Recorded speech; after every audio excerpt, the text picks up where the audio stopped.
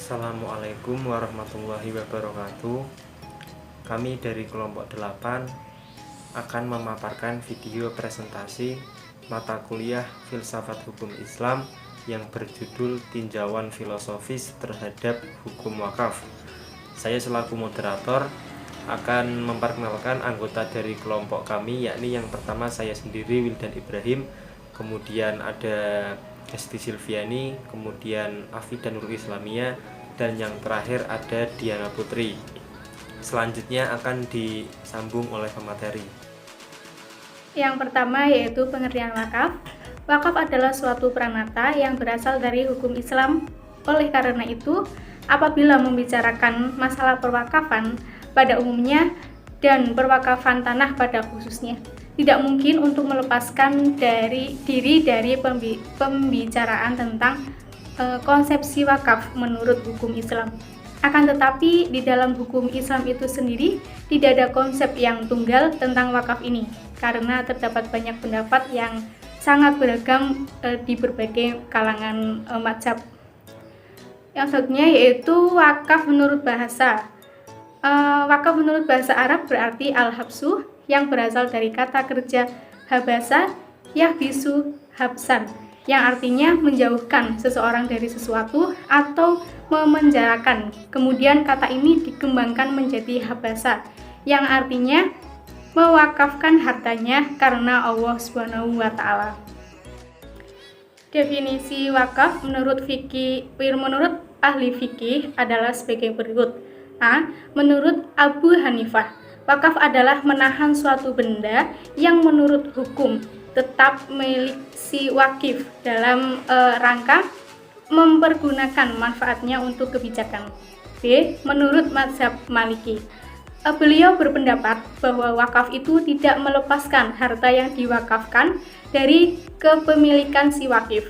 Namun, wakaf tersebut mencegah wakif melakukan tindakan yang dapat melepaskan kepemilikannya atas harta tersebut kepada yang lain, dan si wakif berkewajiban menyedekahkan manfaatnya serta tidak boleh menarik kembali wakafnya.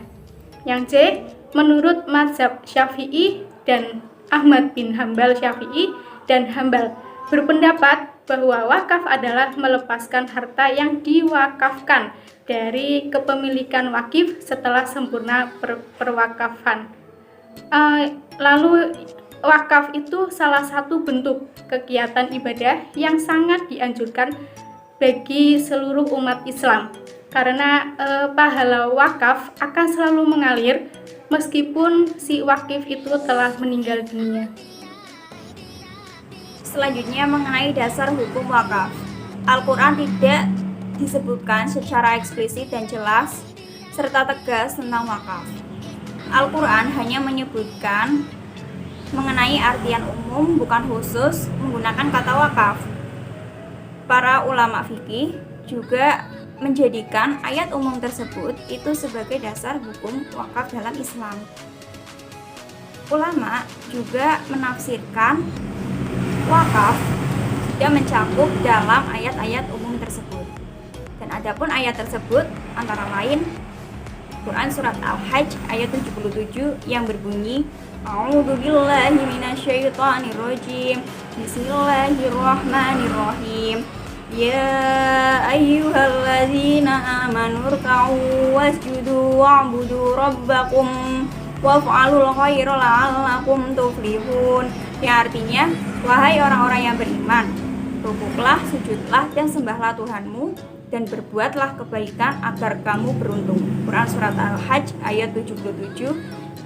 Dan juga terdapat dalam Quran surat Ali Imran ayat 92 yang berbunyi A'udzubillahi minasyaitonirrajim. Bismillahirrahmanirrahim. Lan tanalul birra hatta yunfiqu mimma tuhibbun wa ma tunfiqu min syai'in fa innallaha bihi alim.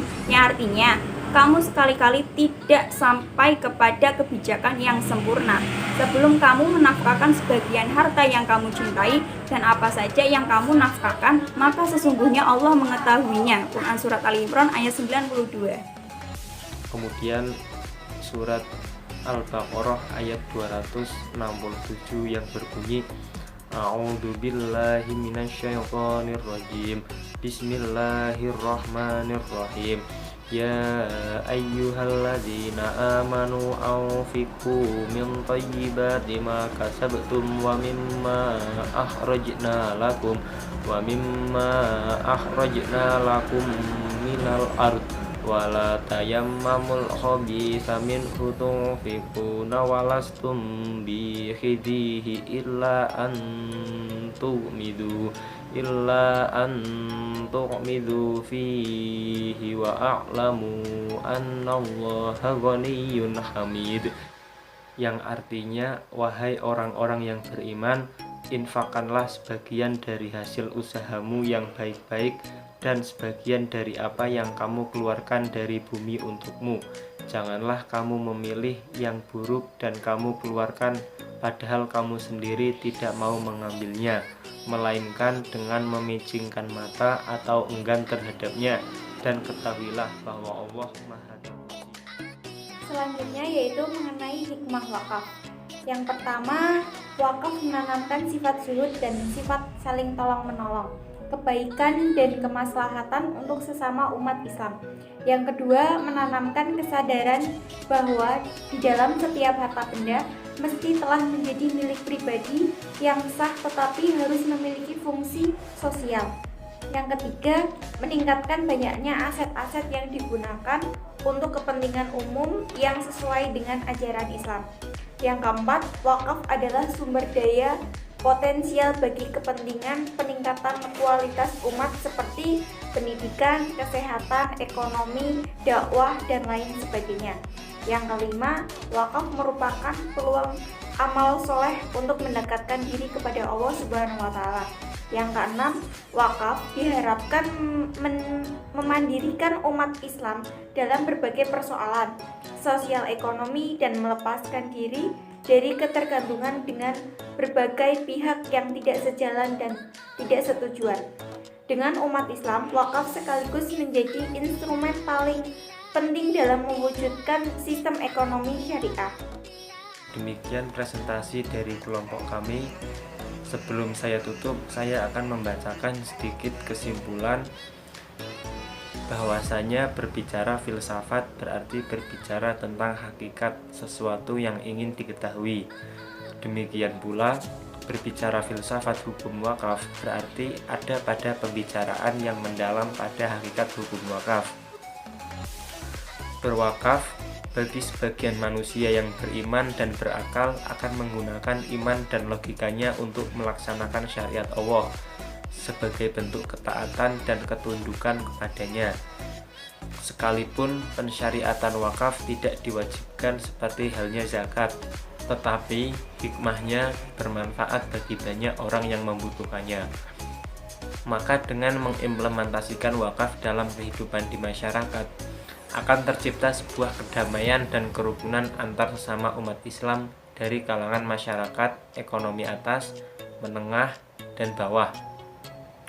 Mereka saling menghargai, saling membutuhkan satu sama lainnya, dan meminimalisir terjadi konflik sosial yang terjadi di masyarakat. Banyak hikmah dan manfaat yang dapat dipetik dari ibadah wakaf.